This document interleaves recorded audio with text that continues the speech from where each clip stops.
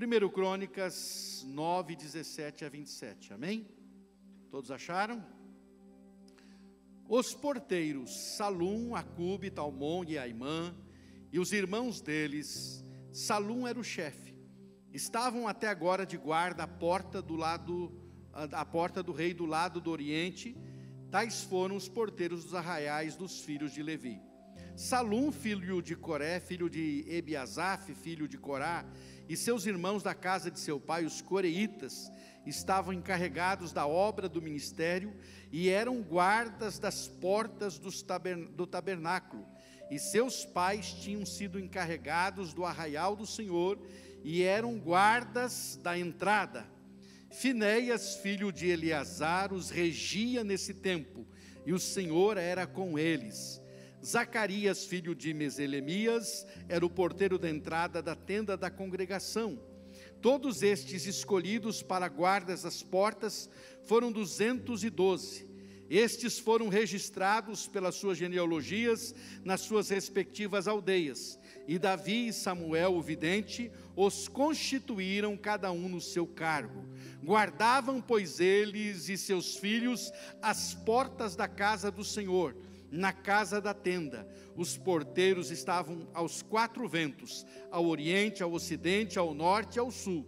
Seus irmãos que habitavam nas suas aldeias tinham de vir de tempo em tempo para servir com eles durante 7 dias, porque havia sempre naquele ofício 4 porteiros principais que eram levitas e tinham a seu cargo as câmaras e os tesouros da casa de Deus. Estavam alojados à roda da casa de Deus, porque a vigilância lhes era encarregada e tinham o dever de abrir todas as manhãs. Amém?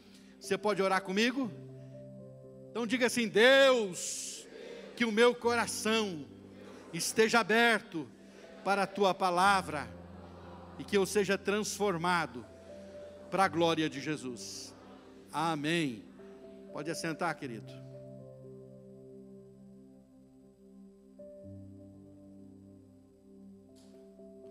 Passando por esse texto, o Espírito Santo falou muito ao meu coração sobre a importância de guardar as portas.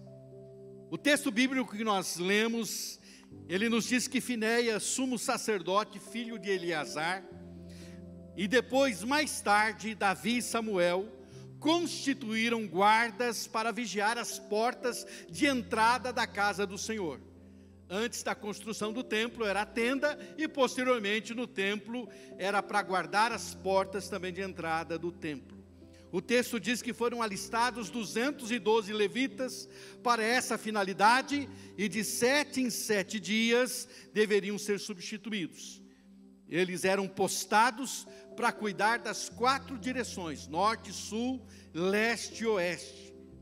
Por que essa função era tão importante? Por 2 razões. Em primeiro lugar, porque era preciso cuidar quem entrava no tabernáculo.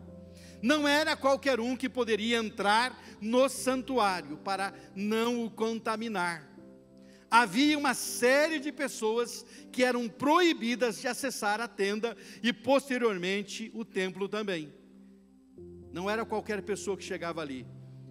Certos tipos de pessoas defeituosas não podiam entrar, gentios, ou seja, não judeus não podiam entrar. Em Atos 21, 29, por exemplo, o apóstolo Paulo foi acusado de introduzir lá no templo Trófimo, que era um efésio, portanto um gentil. É claro que Paulo não fez isso, mas ao verem Trófimo andando com Paulo, sabendo que Paulo estava indo ao templo, eles logo se aproveitaram daquilo para dizer que Paulo tinha introduzido um gentil no lugar onde não poderia entrar. E isso serviu de acusação para a prisão do Paulo. Então, os guardas eram importantes porque eles cuidavam quem entrava no tabernáculo. Em segundo lugar, porque havia tesouros, ouro e prata nas câmaras que precisavam ser guardados. Então, deveria haver um cuidado especial, uma vigilância especial, para que aqueles tesouros não fossem roubados e não fossem de alguma forma, não sumissem de alguma forma, né?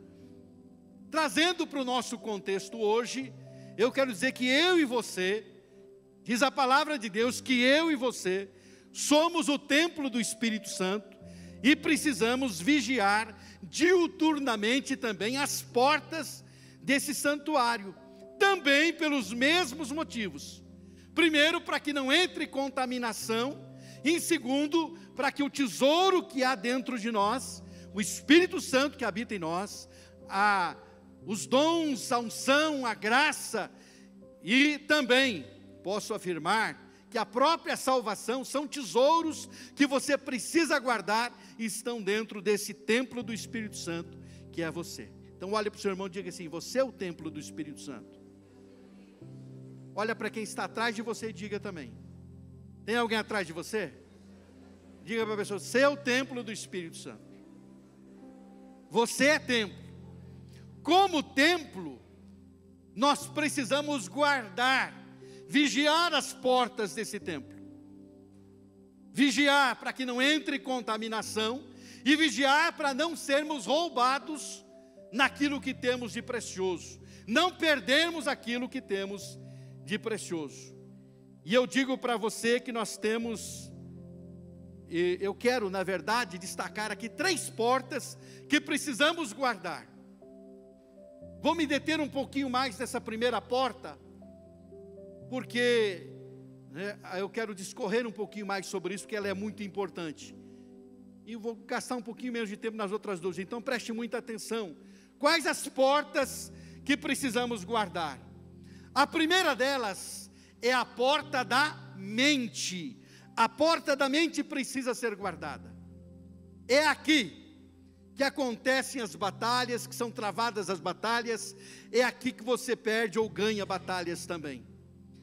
E é interessante que enquanto eu estava trabalhando esse texto que Deus me deu, e, enfim, é interessante o quanto eu tive uma batalha de mente aqui, não por causa do si, mas exatamente dentro disso que eu estou falando para vocês.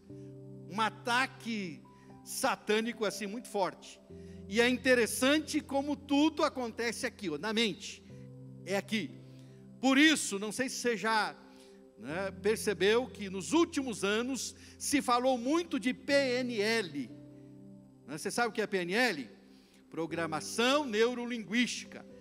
Uma série de pessoas começaram a trabalhar isso. E eu não quero nesta noite de forma alguma entrar no campo da psicologia, nem da psicanálise, porque eu quero entrar no campo das escrituras para falar com você. Meu interesse aqui é de falar o que a Bíblia quer nos falar em relação a guardar o que temos que guardar. Não quero entrar no campo de psicologia nem psicanálise, mas preste atenção para você entender. A programação neurolinguística entrou com esse propósito de reprogramar a mente das pessoas. E entrou com a proposta de dizer assim: você pode ser um vencedor, você pode mudar a sua história e a sua vida a partir da reprogramação da sua mente. Na verdade, se olhar para a palavra de Deus, não deixa de ter verdade aqui, porque é fato, tudo começa pela mente. Não é só isso, porque o homem sozinho, por si só, ele não consegue mudar nem ser transformado. Isso é obra do Espírito Santo dentro dele. Mas com certeza começa na mente. No texto conhecido de Romanos 12:2, o apóstolo Paulo nos ensina que a transformação, ela passa pela renovação da mente. Olha aqui para mim. A transformação passa pela? Eu prego para vocês, vocês pregam para mim. E se vocês não pregar para mim, eu vou puxar a orelha de vocês aí. Então preste atenção. Então a transformação passa pela renovação do quê? Da sua roupa, do seu estereótipo exterior? Mudar a fachada? Fazer uma lipo aí, minha irmã? E aí vai mudar, a tua autoestima vai mudar? Não.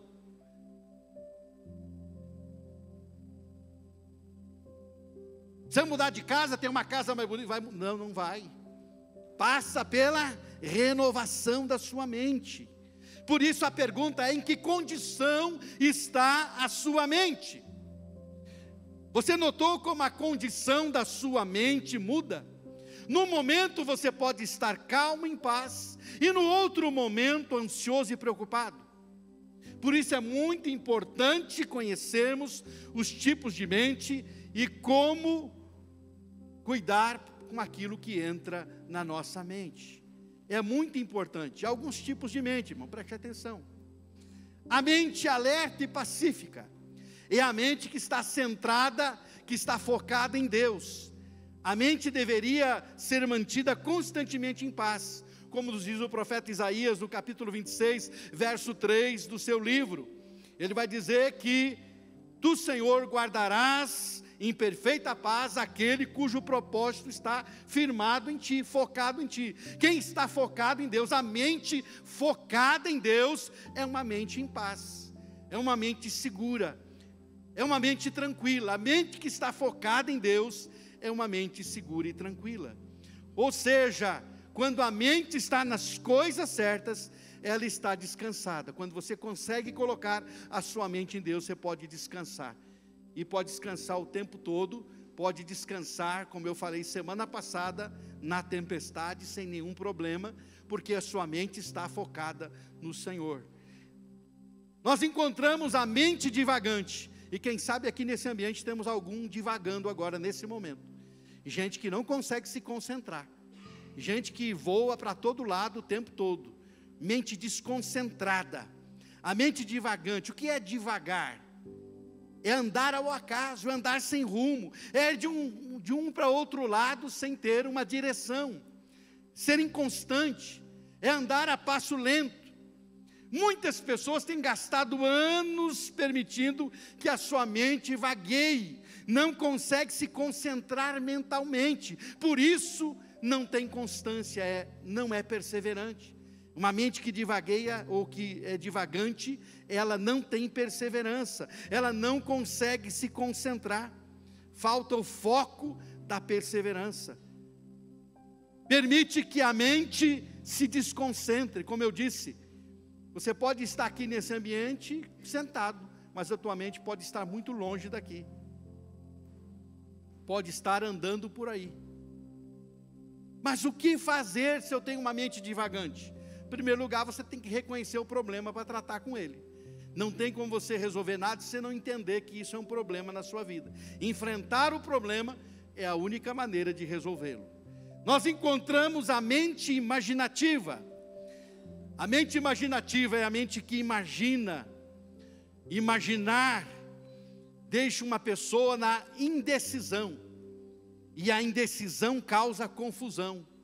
Imaginação, indecisão e confusão impedem que o indivíduo receba de Deus pela fé a resposta da sua oração ou necessidade.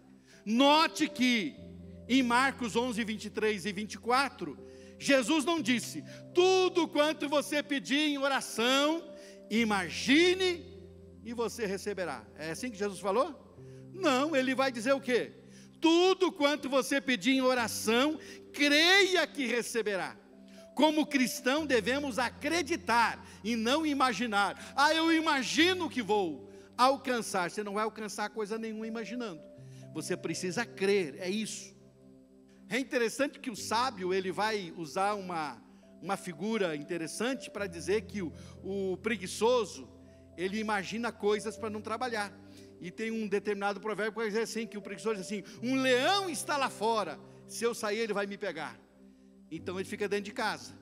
Então ele imagina, se eu sair ali, não vai dar certo. E quando você tem uma mente imaginativa, meu irmão, aí também é um problema sério e não vai para frente. Existem muitas pessoas com mente imaginativas. Nós encontramos a mente melindrosa, é uma mente sensível demais, fica ofendido com facilidade. Se a atenção não é só para si, se ofende. Se acha que alguém falou alguma coisa, falou para me atingir, se ofende também.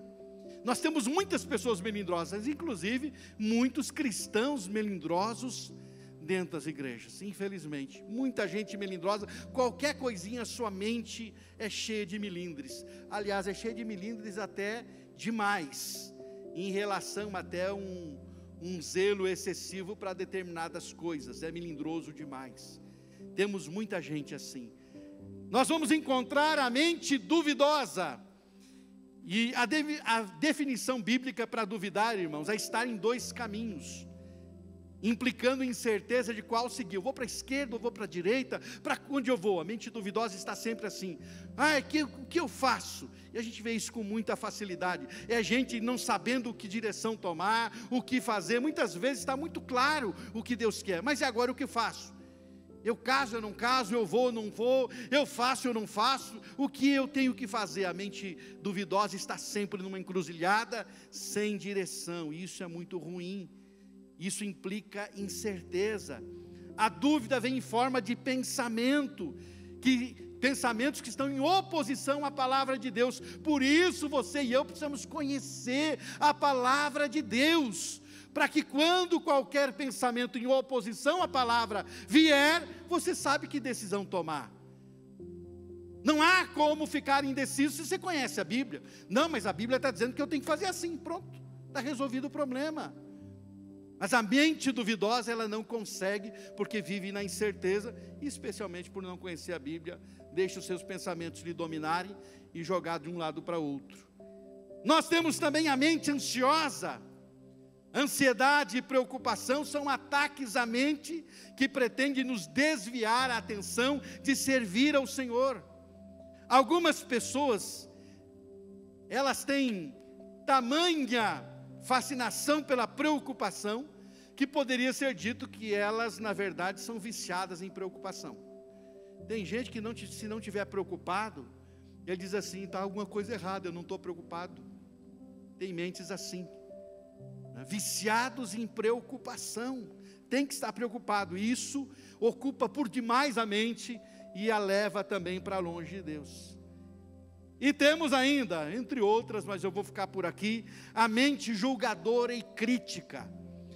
Muitos tormentos vêm à vida de pessoas por causa de atitudes de julgamento, de crítica, de desconfiança. Multidões de relacionamentos são destruídos por causa desse inimigo. Tem gente que tem uma mente julgadora e crítica, não consegue desenvolver relacionamento, não consegue ter amizade, porque está sempre julgando e criticando. Essa pessoa, eu não vou me aproximar dela porque, ela é uma pessoa interesseira, já está julgando. É crítica, não, essa não serve, eu sou boa demais para ser amigo ou amiga dessa pessoa. A mente crítica e julgadora está sempre assim, e por isso perde relacionamentos e deixa de ter relacionamentos de qualidade. Portanto, essas são alguns tipos de mente que nós encontramos. As nossas batalhas começam e são vencidas na mente, elas começam a ser vencidas aí, e por isso não há transformação sem renovação da mente. Cutuque o seu irmão, diga para ele de novo, não há transformação sem renovação da mente. Agora, como fazer para renovar a mente, irmão? Não tem nenhum segredo especial, não vamos inventar roda de novo não, são segredos simples da palavra de Deus que estão para nós aí. Como renovar a mente? Como você faz para renovar a sua mente? Primeiro você tem que entender que você, como nascido de novo, tem a mente de Cristo. Você tem a mente de Cristo. Olha o que diz Paulo em 1 Coríntios 2,16. Pois quem conheceu a mente do Senhor, que o possa instruir? Nós, porém, temos a mente de... E onde é que está a mente de Cristo? Está aqui. Sabe onde mais?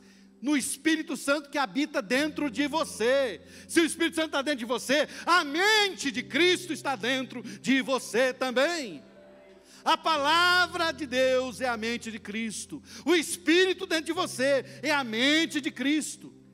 E quantas vezes você, na verdade, ignora isso, ou não dá o devido valor a isso, e a sua mente continua confusa, continua desorientada, continua sendo uma mente cheia de imaginação, cheia de crítica, de julgamento, ansiosa, não consegue estar focada em Deus para ter a perfeita paz, porque precisa entender que como nascido de novo, você tem a mente de Cristo, a mente dele está aqui na palavra, E aí crente que não lê Bíblia, crente que não se aprofunda na palavra, não pode saber qual é a mente de Cristo, tem que conhecer a palavra. Por isso eu sempre insisto, leia, leia e leia a Bíblia. Conheça a mente de Cristo, tenha a mente de Cristo. Deixe o Espírito Santo, dominar a sua mente. Eu tenho dito todos os dias, Espírito Santo, toma a minha mente, não deixa eu fazer nada, tomar decisão nenhuma. Não, Senhor, eu quero que o Senhor controle. O Senhor precisa controlar. Ele precisa estar no controle. E a mente de Cristo está também no Espírito que habita em nós. Como fazer para renovar a mente? Sendo seletivos. Aquele texto tão conhecido, mas tão necessário. Quem sabe você deveria decorá-lo para trazê-lo com você todos os dias. Filipenses 4:8. Filipenses 4:8. Diga para o seu irmão, Filipenses 4:8. Mais forte, Filipenses 4:8. De novo, Filipenses 4:8. Você já decorou Filipenses 4:8? Tem que decorar Filipenses 4:8. Sendo seletivo naquilo que você pensa. Você muda a mente sendo seletivo no que você pensa.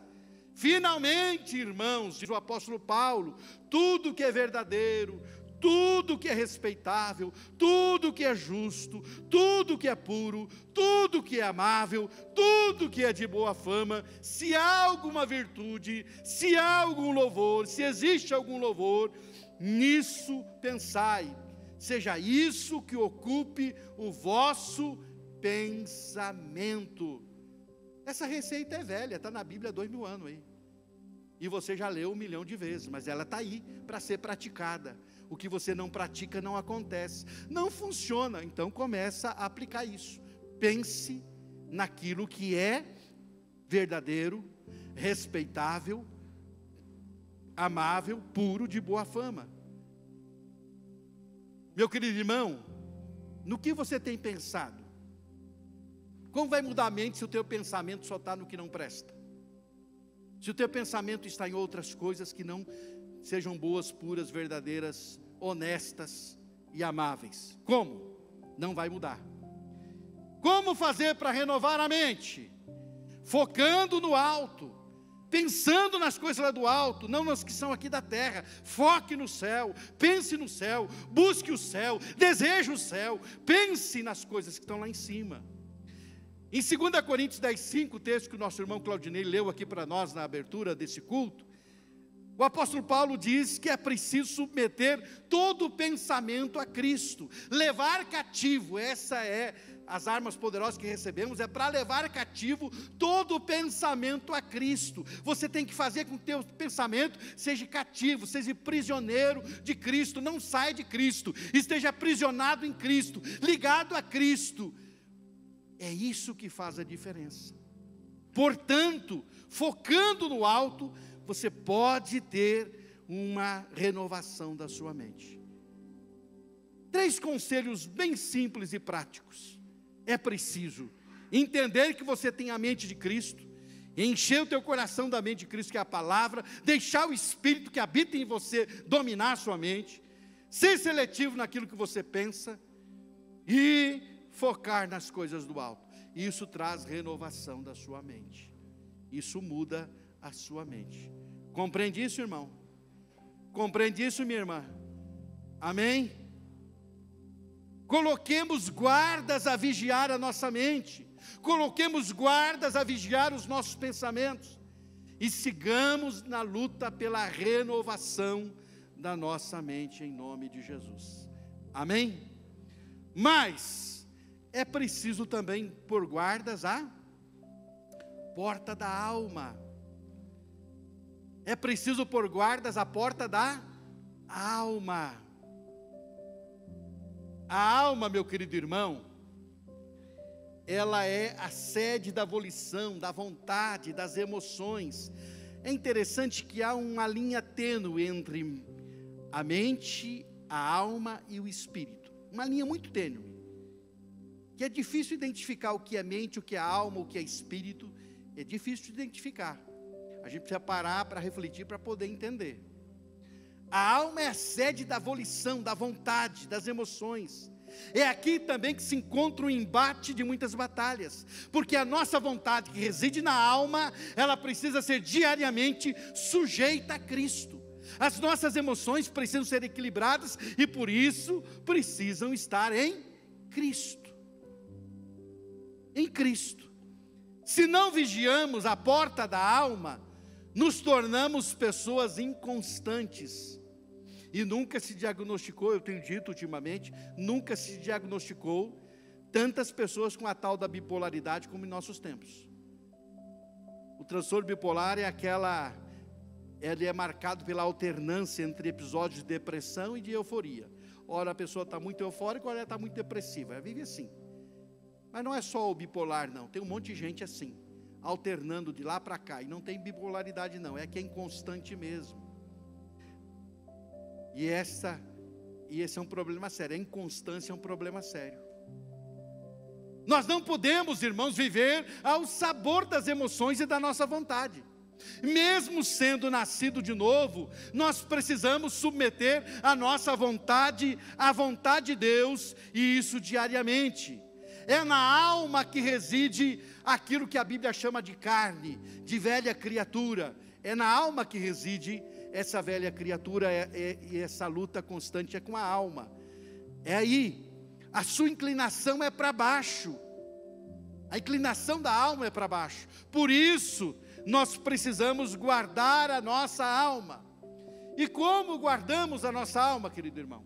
Como se faz isso?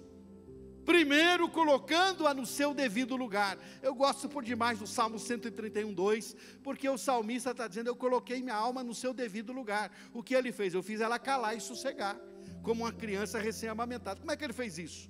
Irmão, você só pode fazer a tua alma calar e sossegar, se você alimentá-la de Deus. Se você alimentá-la de lixo, ela vai continuar inconstante, gritando e puxando para as coisas aqui da terra. Mas se você alimentá-la das coisas de Deus, você vai poder dizer como salmista, fiz calar e sossegar a minha alma como uma criança recém-amamentada, assim é a minha alma para comigo. Ou seja, colocando-a no seu devido lugar, ela só vai sossegar se você alimentá-la da fonte certa. Senão ela não sossega, você vai viver sempre, como dizia minha mãe, quando a gente estava muito inquieto quando criança, né, com um bichinho carpinteiro. Nunca sossega, nada está bom, está sempre procurando algum sarna para se coçar, né? Sempre, essa falta de alguma coisa, está faltando, eu não sei o que é, então começa a dar tiro para todo lado para ver se acho o que é isso. O salmista descobriu, ele disse que fez calar a alma dele. Então, meu irmão, para que você trate da sua alma, é preciso fazer como o salmista, você guarda a sua alma, fazendo-a se calar, colocando-a no lugar certo, levando à fonte, que vai alimentá-la e que vai transformá-la também. A alma precisa ser transformada. Como guardar a nossa alma? É preciso também levá-la a confiar em Deus. O salmista, ele tem algo de particular que eu gosto muito, e que a gente precisa desenvolver isso. Ele conversava com ele mesmo, e ele não era louco não, tá gente? Conversar consigo mesmo faz bem. De vez em quando você precisa falar com você mesmo, viu? Não esqueça que isso faz bem, não é loucura não. Ah, está falando sozinho, está louco? Não, eu estou falando com a minha alma aqui. Às vezes a gente está falando com a gente mesmo, o que você falou? Não, eu estou falando comigo mesmo aqui. Estou falando com a minha alma, muitas vezes precisamos falar.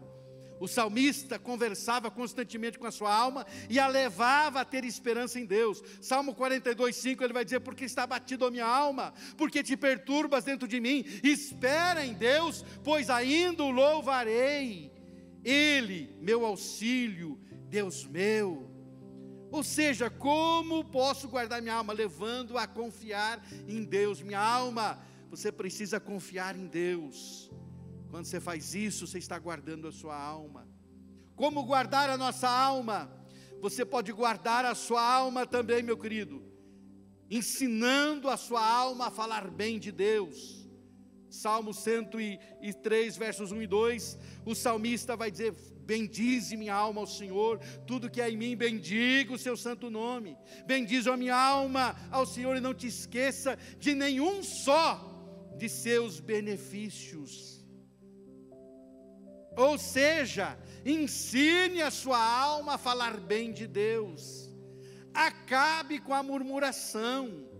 A murmuração é o levante da alma. A murmuração é o sinal de que a alma não está satisfeita.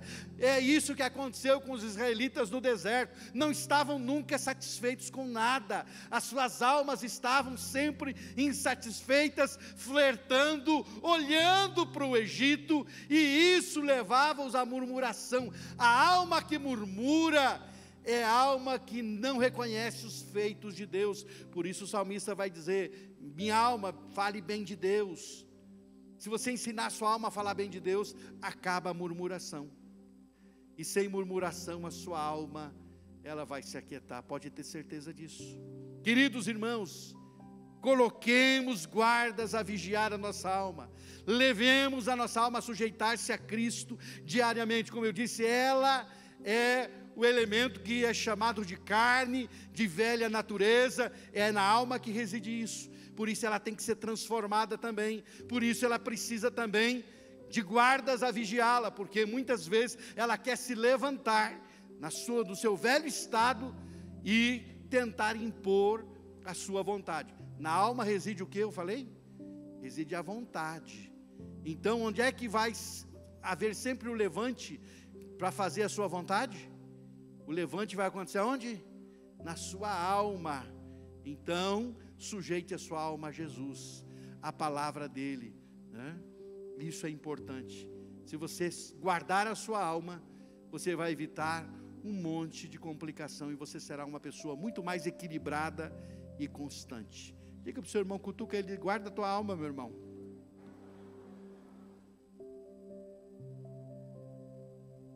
E a terceira porta que precisamos guardar é a porta do Espírito. Não é o Espírito de Deus que estou falando aqui, é o teu Espírito. Diga para o seu irmão, é o Espírito humano. Diga para o seu irmão, você tem um Espírito. Não é o Espírito Santo, você tem um Espírito dentro de você. O nosso Espírito é o que tem sede por Deus. É o nosso Espírito que perscruta, que investiga. É Ele que sabe das coisas da mente. O apóstolo Paulo vai dizer: porque qual dos homens sabe, conhece, entende as coisas, aquilo que se passa nos pensamentos do homem, senão o seu próprio Espírito, que nele está. Assim também as coisas de Deus, ninguém as conhece, ninguém as sabe, compreende, senão o Espírito de Deus. Ou seja, o teu Espírito é que perscruta, que investiga as coisas da mente. Você vê por que precisa começar a renovação pela mente? Porque o teu Espírito investiga o quê? A sua mente. O seu Espírito é alimentado da sua... A sua mente alimenta o seu Espírito. Da mente desce para a alma, da alma desce para o Espírito. O nosso Espírito é o que tem sede por Deus. Agora, por que nós precisamos pôr guardas à porta do Espírito? Para que ele não seja corrompido, para que a incredulidade não o ataque também. Da mente, como eu disse, os pensamentos vão para a alma, e da alma vão para o Espírito. E é aí, no nosso Espírito, que há a certeza que somos filhos de Deus. Ou seja, se você não tem certeza que você é filho de Deus, significa que há dúvida aonde? Aonde? Aonde que há dúvida se você não tem certeza que é filho de Deus? No seu Espírito. Porque é no seu Espírito que você vai ter a certeza de que você é filho de Deus. Por que você vai ter a certeza? Porque o Espírito Santo habitando aí testifica, diz Romanos 8,16. O próprio Espírito testifica com o nosso Espírito que somos filhos de Deus. Quando o Espírito Santo habita aqui, ele testifica com o nosso Espírito que somos filhos de Deus. E uma das coisas que o inimigo, que o mundo, que a carne, querem sempre nos roubar, é esta certeza da nossa filiação, porque essa certeza da filiação é sinônimo de certeza de salvação, porque só é salvo quem é filho de Deus. Então, se você não tem certeza que é filho de Deus, você não é salvo. E para ser filho de Deus, você sabe que precisa receber a Cristo. Não é criatura, é filho. Você se transforma em filho mediante Jesus e a justificação pela fé em Cristo Jesus.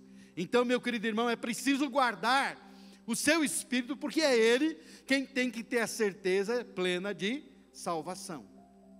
Segundo lugar, você precisa guardar o espírito, porque é no espírito regenerado que Deus habita. É aí que ele habita. E se o teu espírito é a habitação de Deus, precisa ser bem guardado.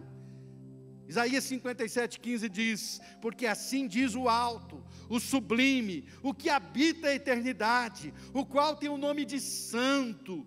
Habito no alto e santo lugar, mas habito também com o contrito e abatido de espírito, para vivificar os espíritos abatidos e vivificar o coração dos contritos. Ele habita no coração quebrantado, no coração dos contritos. O que ele está dizendo? No espírito, no nosso espírito habita o Espírito Santo de Deus. Então é aí, no espírito regenerado, que Deus habita. E ainda eu preciso guardar o meu espírito. Você precisa pôr guardas à porta do seu espírito, porque há uma guerra constante entre o espírito e a nossa carne, a alma, a vontade.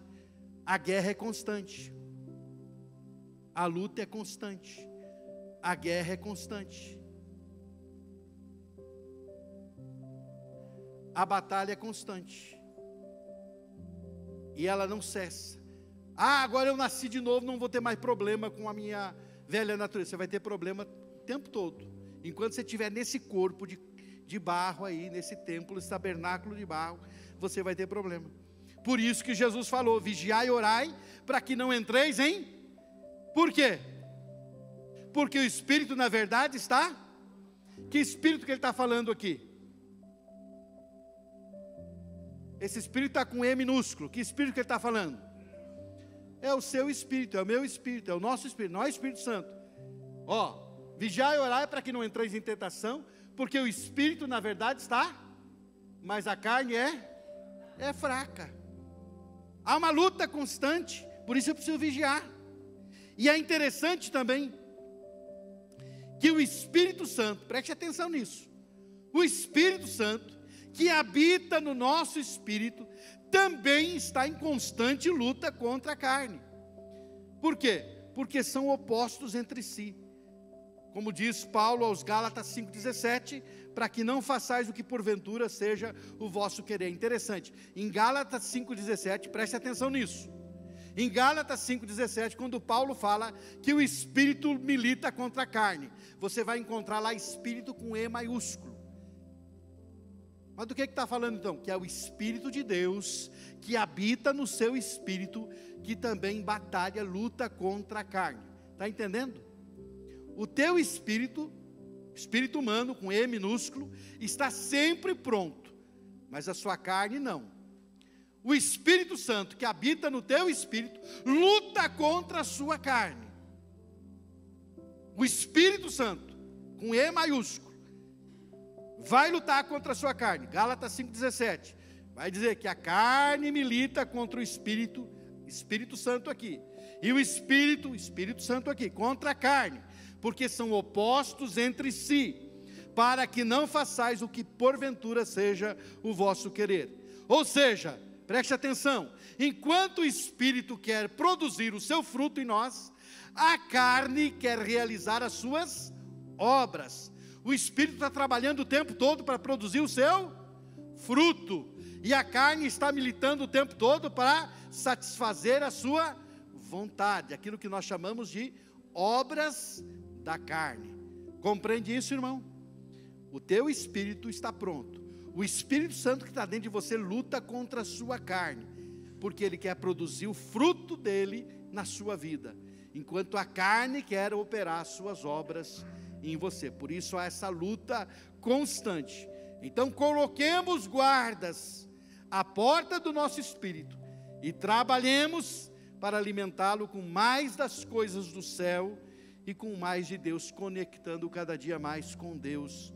Nosso espírito, quanto mais conectado com Deus, quanto mais comunhão com Deus, mais ele resistirá e estará guardado, fortalecido, e a sua salvação sempre garantida e confirmada no seu espírito também. Querido irmão, eu quero concluir essa palavra essa noite dizendo a você, que assim como os levitas foram designados para guardar as portas do tabernáculo, assim nós também somos instruídos a pormos guardas às portas do novo templo do Espírito Santo que somos nós. Olha para o seu irmão e diga para ele assim: você é templo do Espírito Santo. Põe guardas para guardar, para vigiar esse templo. Põe guardas a sua mente, na sua alma e no seu espírito. Coloque guardas aí para guardar, para que o seu templo, o templo do Espírito, que é você, possa ser manifestação da glória de Deus, não seja contaminado e não seja roubado naquilo que tem de precioso. O diabo veio para quê? Para quê? Então ele vai tentar sempre roubar o que você tem de mais precioso. E o que você tem de mais precioso é a presença de Deus na sua vida e a tua tão grande salvação. Coloquemos guardas à porta da nossa mente. Tudo entra e é distribuído pela mente. Coloquemos guarda à porta da nossa alma. Nós precisamos ser pessoas equilibradas e por isso devemos levar a nossa alma e vontade à plena sujeição de Cristo. Coloquemos guarda em nosso espírito. Nosso espírito precisa ser quebrantado e fortalecido pela palavra de Deus, para ser de fato a habitação de Deus. Se você foi tocado por essa mensagem, não deixe de curtir esse vídeo. Inscreva-se no nosso canal no YouTube e assim você pode ter acesso a mais mensagens como essa para edificar a sua vida. E se você deseja fazer parte da nossa igreja e ter mais acesso às nossas informações e novidades, é só você baixar o nosso aplicativo no seu celular. Baixe gratuitamente. É só você abrir a loja virtual no seu celular e digitar IBI Cascavel. Ali você baixa o nosso aplicativo e tem mais acesso às nossas novidades e faz parte dessa família também. Deus te abençoe e um grande abraço.